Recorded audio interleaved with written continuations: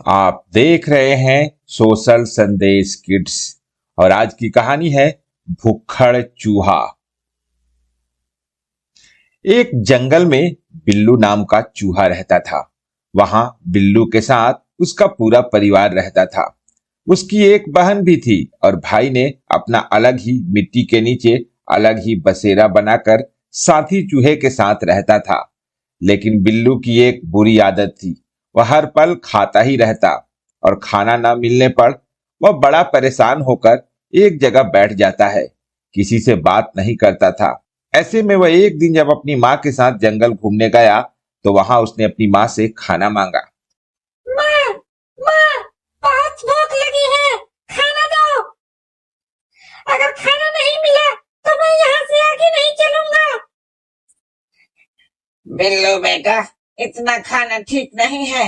अगर ज्यादा खाओगे तो तुम्हारा वजन बढ़कर दुगना हो जाएगा और फिर सारी बीमारियां लग जाएगी और ना ही तुम ठीक से चल फिर पाओगे। लेकिन बिल्लू चूहा अपनी माँ की बात को अनसुना करता है। उतने में ही वहां एक खरगोश आता है और बिल्लू से कहता है, अरे बिल्लू भाई, जंगल में हाथी भाई के वहां दावत है। जंगल के सारे छोटे प्राणी को उन्होंने दावत पर बुलाया है। उसके बच्चे का पहला बर्थडे जो है। बिल्लू अपनी माँ से जाने की आज्ञा लेता है। वह दौड़ता भागता हुआ खाने की खुशबू लेता हुआ हाथी के दावत के वहां पहुंच जाता है और आते ही वह इतना स्वादिष्ट भोजन देखकर खुद को रोक नहीं पाता और सबसे पहले खाना वही खाने लगता है। बाकी सब वहां खड़े बिल्लू चूहे को ही देख रहे होते हैं और खाने के बाद जब उसकी नजर सब पर पड़ती है तो वह शर्मिंदा होकर बोलने लगता है। माफ करना, मैं इतना स्वादिष्ट भोजन देखकर खुद को रोक नहीं सका। और हाथी भी बिल्लू चूहे को कुछ नहीं कहता और बिल्लू चूहा फिर वहां से हाथी को कुछ बोले उसके डर के मारे वहां से निकल जाता है और साथ में खरगोश भी आता है। अरे बिल्लू, तूने तो इतना खाया, इतना मोटा हो गया, जैसे तेरा पेट अब फट जाएगा। अरे जाओ जाओ, अभी भी मेरे पेट में इतनी जगह है कि मैं और एक बार खा सकता हूँ।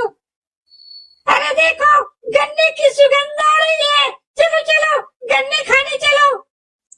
अरे नहीं बिल्लू, सुना है वहाँ एक बड़ी सी बिल्ली और उसका परिवार रहता है। वहाँ मत जाओ बिल्लू। और बिल्लू तो गन्ने की सुगंध के कारण उससे रुका ही नहीं गया। वह हाथी के वहां दावत का खाना खाने के बाद भी गन्ना खाने ही लगता है कि उधर पीछे से वह बड़ी बिल्ली आती है। बिल्लू को हलचल सुनाई देती है।